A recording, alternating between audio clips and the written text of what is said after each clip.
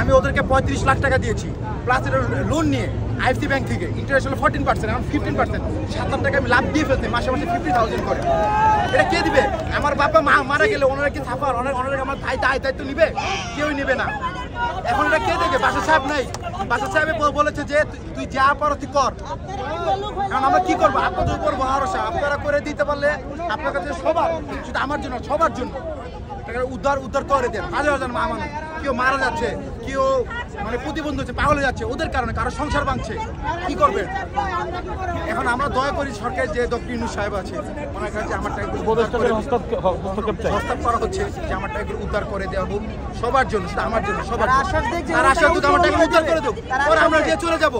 Police হোক, আর্মির হোক, কেউ আমাকে সমাধান দিচ্ছে না। কেন? স্বাধীন বাংলাদেশ হয়ে কেন এখন এখনো মনে হচ্ছে আওয়ামী লীগের মতনই, আওয়ামী লীগ যে শুনে এখন কেন এখন স্বাধীন বাংলাদেশ? আচ্ছা, বিএসপি থেকে কি বলেছে সর্বশেষ আপনাদেরকে? এখন বলেছে যে 23 তারিখে আমাদের টাকা দেওয়া হবে।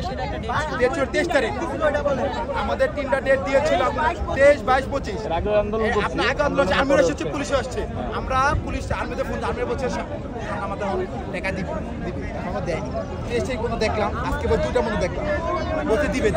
কালকে রাত 12টা পর্যন্ত অনেকরা মিটিং করেছে, বলছে দিবে, দেয়নি। তা আমরা কি করবো? ওরা একটা পর একটা ডেট দিয়ে যাচ্ছে।